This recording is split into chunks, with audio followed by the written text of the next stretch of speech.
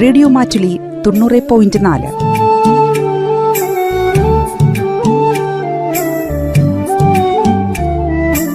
കേൾക്കൂ, ആസ്വദിക്കൂ, അറിവ് നേടൂ. റേഡിയോ മാറ്റുലി, മാറ്റത്തിന്റെ ശംഖുലി. Beat diabetes. USVയുടെ CSR സംരംഭവുമായി സഹകരിച്ച് റേഡിയോ മാറ്റുലി തയ്യാറാക്കി അവതരിപ്പിക്കുന്ന പ്രമേഹ ബോധവൽക്കരണ പരിപാടി ബീറ്റ് ഡയബറ്റീസ്.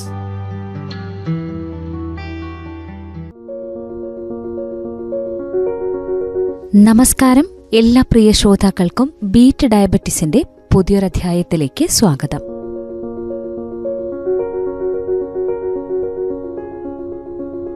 പ്രമേഹ രോഗികൾക്ക് ഏറ്റവും സംശയമുള്ളത് ഭക്ഷണകാര്യത്തിലാണ്. മധുരം കഴിക്കാമോ എന്നതു മുതൽ പായസം കുടിച്ചാൽ മരുന്ന് കൂടുതൽ കഴിച്ചാൽ പോരെ എന്നതുവരെയുള്ള ഭക്ഷണ സംശയങ്ങളുടെ നീണ്ട പട്ടിക ഓരോ പ്രമേഹ രോഗിയുടെയും മനസ്സിലുണ്ട്. പ്രമേഹ രോഗികൾ ഏറ്റവും കൂടുതൽ ആശങ്കപ്പെടുന്നതും എന്ത് കഴിക്കണം എന്നുള്ളതിലാണ്. കാലറി കൂടുതലുള്ള ഭക്ഷണങ്ങൾ, അതായത് മധുരം, കൊഴുപ്പ് കൂടുതലുള്ള ഭക്ഷണങ്ങൾ, ഫാസ്റ്റ് ഫുഡ്, ബേക്കറി ആഹാരങ്ങൾ മുതലായവയുടെ അമിത ഉപയോഗം, സമയം തെറ്റിയുള്ള ഭക്ഷണം എന്നിവ ശരീരഭാരം കൂടാൻ കാരണമാകുന്നു. ശരീരത്തിൽ കൊഴുപ്പടിയുന്നത് മൂലം ഇൻസുലിൻ പ്രതിരോധമുണ്ടാകാനും തന്മൂലം പ്രമേഹം വരാനും കാരണമാകുന്നു. സമീകൃതമായ ഭക്ഷണം കൃത്യമായ ഇടവേളകളിൽ കഴിക്കേണ്ടത് വളരെ പ്രധാനമാണ്. ഇത് ജീവിതശൈലീ രോഗങ്ങളായ അമിതവണ്ണം മുതൽ പ്രമേഹം വരെ ഒഴിവാക്കാൻ സഹായിക്കും.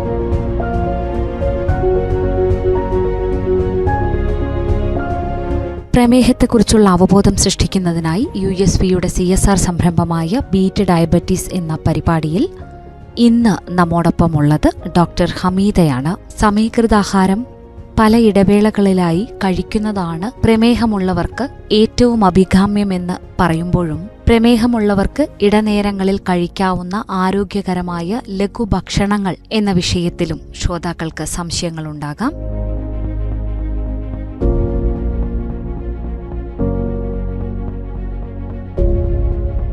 പ്രമേഹ രോഗികൾക്ക് കഴിക്കാൻ പറ്റുന്ന ആരോഗ്യകരമായ ലഘുഭക്ഷണങ്ങൾ ഏതൊക്കെയെന്നാണ് ഡോക്ടർ ഹമീദ ശ്രോതാക്കളുമായി ഇന്ന് പങ്കുവയ്ക്കുന്നത്.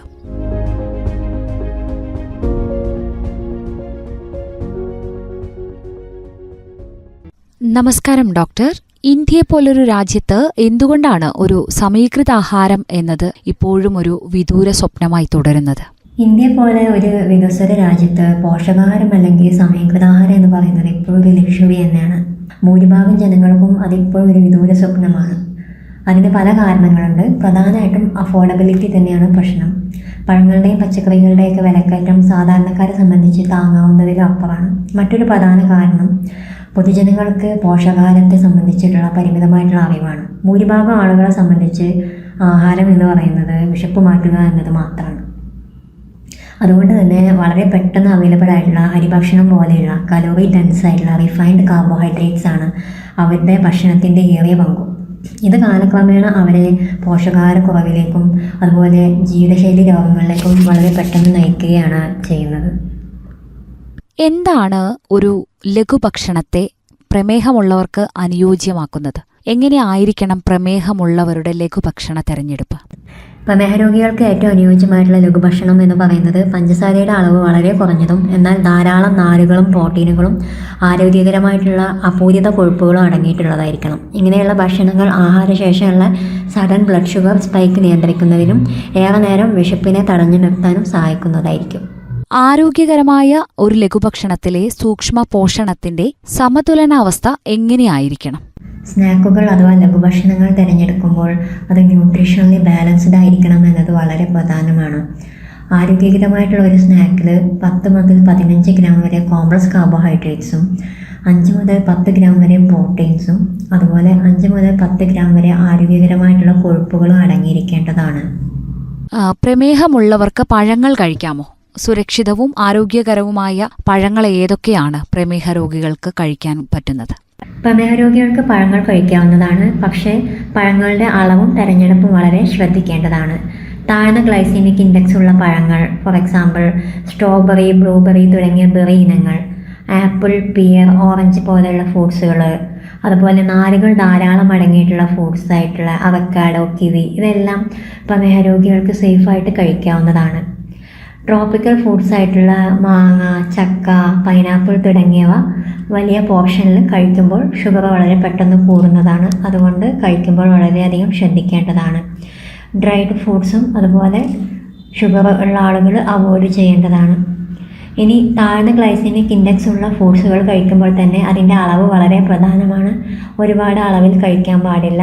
ഒരു നേരം ഒരാളുടെ ഒരു കൈപ്പിടിയിൽ ഒതുങ്ങുന്ന അളവിൽ മാത്രമേ പ്രമേഹ രോഗികൾ ഫ്രൂട്ട്സുകൾ കഴിക്കാൻ പാടുള്ളൂ. ഗ്ലൈസീമിക് അളവ് കുറവുള്ള രക്തത്തിലെ പഞ്ചസാരയുടെ അളവ് വർദ്ധിപ്പിക്കാത്ത ചില ലഘുഭക്ഷണത്തിന്റെ ഓപ്ഷനുകൾ പറയാമോ?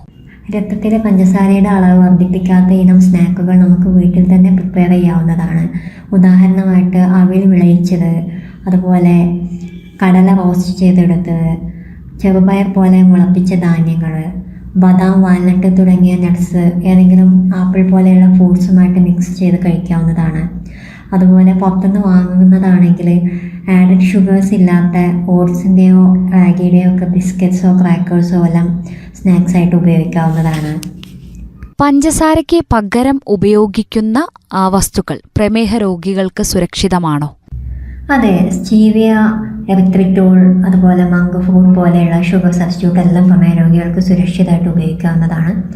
എന്നാൽ അസ്പാർട്ടയും അതുപോലെ സക്കാരിൻ തുടങ്ങിയ ആർട്ടിഫിഷ്യൽ സ്വീറ്റ്നേഴ്സ് ദീർഘകാല ഹെൽത്ത് റിസ്ക് ഉള്ളതിനാൽ തന്നെ പരിമിതമായിട്ട് ഉപയോഗിക്കുന്നതാണ് നല്ലത്. പ്രോട്ടീനും ഫൈബറും ഭക്ഷണത്തിൽ ഉൾപ്പെടുത്തേണ്ടത് എത്രത്തോളം പ്രാധാന്യമർഹിക്കുന്ന ഒന്നാണ്? അതുപോലെ പ്രമേഹ രോഗികൾക്ക് ലഘുഭക്ഷണത്തിൽ ഉൾപ്പെടുത്താവുന്ന ആരോഗ്യകരമായ കൊഴുപ്പ് ഏതാണ്? പ്രോട്ടീൻസും നാരുകളും ഭക്ഷണത്തിൽ ഉൾപ്പെടുത്തേണ്ടത് വളരെ അത്യാവശ്യമാണ്. ഇവ നമ്മുടെ ദഹനം മന്ദഗതിയിലാക്കുകയും അതുമൂലം രക്തത്തിൽ പഞ്ചസാരയുടെ പെട്ടെന്നുള്ള ഉയർച്ച ഒഴിവാക്കുകയും ചെയ്യുന്നുണ്ട്. അതുകൂടാതെ ഉയർന്ന ഫൈബർ കണ്ടന്റുള്ള ഭക്ഷണങ്ങൾ നമ്മൾ ആമാശയാരോഗ്യം മെച്ചപ്പെടുത്താനും മലബന്ധം തടയാനും അതുപോലെ രക്തത്തിലെ കൊളസ്ട്രോളിൻ്റെ അളവ് നിയന്ത്രിക്കാനും സഹായിക്കുന്നുണ്ട്.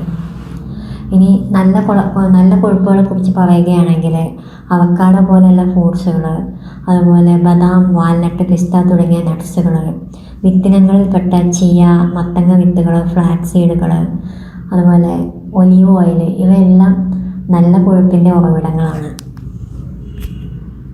മണിക്കൂറുകളോളം നീണ്ട ജോലിയും ക്രമരഹിതമായ വർക്ക് പാറ്റേണും ഒക്കെ കൊണ്ട് ബുദ്ധിമുട്ടുന്നവരെങ്ങനെയാണ് ഈ ലഘുഭക്ഷണത്തിന്റെ തെരഞ്ഞെടുപ്പ് ഫലപ്രദമായി വിനിയോഗിക്കുക? റെഗുലർ വർക്കിംഗ് അവേഴ്സ് ഉള്ളവർക്കും അതുപോലെ ഷിഫ്റ്റ് വർക്കേഴ്സിനും പ്രമേഹ നിയന്ത്രണം വെല്ലുവിളിയാവാറുണ്ട്. ജോലി ഏത് സമയത്തായാലും ഭക്ഷണ സമയങ്ങളിൽ കൃത്യത പാലിക്കുക എന്നുള്ളതാണ് ഇവിടെ ശ്രദ്ധിക്കേണ്ട കാര്യം. 3 നേരം വലിയ അളവിൽ കഴിക്കുന്നതിന് പകരം ചെറിയ ക്വാണ്ടിറ്റിയിൽ ബാലൻസ്ഡ് ഡയറ്റ് ഓരോ 4-5 മണിക്കൂർ ഇടവിട്ട് കഴിക്കുന്നതാണ് ഇങ്ങനെയുള്ളവർക്ക് ഏറ്റവും നല്ലൊരു ഓപ്ഷനായിട്ടുള്ളത്. അതുകൂടാതെ ഭക്ഷണം എന്നാൽ എന്തെങ്കിലും കഴിക്കാമെന്നുള്ളൊരു ചിന്ത ഒഴിവാക്കി ഓരോ ദിവസത്തെയും മെനു മുൻകൂട്ടി പ്ലാൻ ചെയ്യേണ്ടതാണ്. ഇങ്ങനെ മുൻകൂട്ടി പ്ലാൻ ചെയ്യുന്നത് മൂലം നമ്മൾ അപ്രതീക്ഷിതമായിട്ട് കഴിക്കേണ്ടി വരുന്ന ഹൈ ഗ്ലൈസീമിക് ലോഡുള്ള ഫുഡുകൾ അവോയ്ഡ് ചെയ്യാൻ കഴിയുന്നതാണ്. പാക്കറ്റുകളിൽ ലഭ്യമാകുന്ന ലഘുഭക്ഷണങ്ങളുണ്ടല്ലോ, നമ്മൾ എന്താണ് ഒരു പ്രമേഹ രോഗമുള്ളവർ എങ്ങനെയാണ് ലേബൽ പരിശോധിക്കേണ്ടത് എന്നൊന്ന് പറയാമോ? നമ്മൾ പാക്കറ്റ് സ്നാക്കുകൾ തിരഞ്ഞെടുക്കുമ്പോൾ പല കാര്യങ്ങളും ശ്രദ്ധിക്കേണ്ടതുണ്ട്. പ്രധാനമായിട്ടും കാർബോഹൈഡ്രേറ്റിൻ്റെ അളവ്. ഒരു സ്നാക്കിൽ പരമാവധി 15-30 ഗ്രാം വരെ കാർബോഹൈഡ്രേറ്റ്സ് ഉണ്ടാകാൻ പാടുള്ളൂ. ആഡഡ് ഷുഗേഴ്സ് ഇല്ലാതിരിക്കുന്നതാണ് ഏറ്റവും നല്ലത്. ഇനി അത്യാവശ്യമെങ്കിൽ 5 ഗ്രാമിൽ താഴെയുള്ളത് തിരഞ്ഞെടുക്കാൻ ശ്രദ്ധിക്കണം. ഫൈബർ കണ്ടൻറ്റ് ഒരു സെർവിങ്ങിൽ അറ്റ്ലീസ്റ്റ് 3 ഗ്രാമെങ്കിലും ഉള്ള സ്നാക്സ് വേണം തിരഞ്ഞെടുക്കാനായിട്ട്. കഴിയുന്നതും നട്ട്സ്, കടലകൾ, വിത്തുകൾ, ഒലീവ് ഓയിൽ തുടങ്ങിയവ ഉപയോഗിച്ചുണ്ടാക്കിയ സ്നാക്കുകൾ തിരഞ്ഞെടുക്കാൻ ശ്രമിക്കുക. ട്രാൻസ് ഫാറ്റ്, അതുപോലെ ഹൈ ഫ്രക്ടോസ് കോൺ syrup, hydrogenated oils, artificial flavours തുടങ്ങിയ കണ്ടൻറ്റുള്ള സ്നാക്സ് പരമാവധി ഒഴിവാക്കേണ്ടതാണ്. ലഘുഭക്ഷണങ്ങൾ കഴിച്ച് രക്തത്തിലെ പഞ്ചസാരയുടെ അളവ് വർദ്ധിക്കുകയാണെങ്കിൽ എങ്ങനെയാണ് നമുക്കതിനെ കൺട്രോൾ ചെയ്യാൻ, നിയന്ത്രിക്കാൻ വേണ്ടി കഴിയുക? പോർഷൻ കൺട്രോൾ നമ്മൾ കൂടുതലായി കഴിക്കുന്നതിനെ തടയുകയും അതുവഴി രക്തത്തിലെ പഞ്ചസാര ഉയരുന്നത് നിയന്ത്രിക്കുകയും ചെയ്യുന്നുണ്ട്. പോർഷൻ കൺട്രോളിനായിട്ട് നമുക്ക് പല മെത്തേഡുകളും അവലംബിക്കാവുന്നതാണ്. സ്നാക്കുകൾ മുൻകൂട്ടി അളന്നെടുക്കാം. ഉദാഹരണമായിട്ട് കടല പോലുള്ളവ പാക്കറ്റിൽ നിന്ന് നേരിട്ട് കഴിക്കാതെ മുൻകൂട്ടി അളന്നെടുത്ത് കഴിക്കുക. ഇത് നമ്മൾ അറിയാതെ ഒരുപാട് കഴിച്ചു പോകുന്നത് തടയുന്നതാണ്. അതുപോലെ ചെറിയ പാത്രങ്ങൾ ഉപയോഗിച്ച് കഴിക്കുക. അതുപോലെ നമുക്ക് പ്ലേറ്റ് മെത്തേഡ് പാലിക്കാവുന്നതാണ്. അതായത് ഒരു പ്ലേറ്റിൽ പകുതി പച്ചക്കറികൾ, 1/4 ഭാഗം പ്രോട്ടീൻസ്, 1/4 ഭാഗം ഹോൾ ഗ്രെയിൻ എന്നിങ്ങനെ അളന്നെടുത്ത് കഴിക്കാം. ഇതും പോർഷൻ കൺട്രോൾ ചെയ്യാൻ സഹായിക്കുന്നതാണ്. നന്ദി ഡോക്ടർ. തിരക്കാണെന്നറിയാം. വിലപ്പെട്ട സമയം ഞങ്ങളുടെ ശ്രോതാക്കൾക്ക് വേണ്ടി നൽകിയതിന് നന്ദി. പ്രമേഹ രോഗികൾക്ക് കഴിക്കാവുന്ന ആരോഗ്യകരമായ ലഘുഭക്ഷണങ്ങൾ എന്തൊക്കെയെന്നാണ് ഇന്നത്തെ ബീറ്റ് ഡയബറ്റിസിന്റെ അധ്യായത്തിലൂടെ ശ്രോതാക്കൾ കേട്ടത്. പരിപാടി ഇവിടെ പൂർണ്ണമാകുന്നു. നന്ദി, നമസ്കാരം.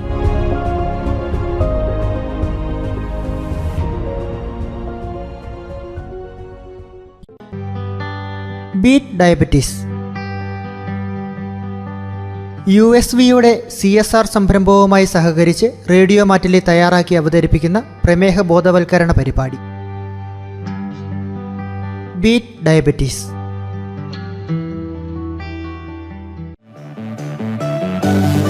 Radio Mattoli 90.4. Listen, learn and enjoy Radio Matili 90.4.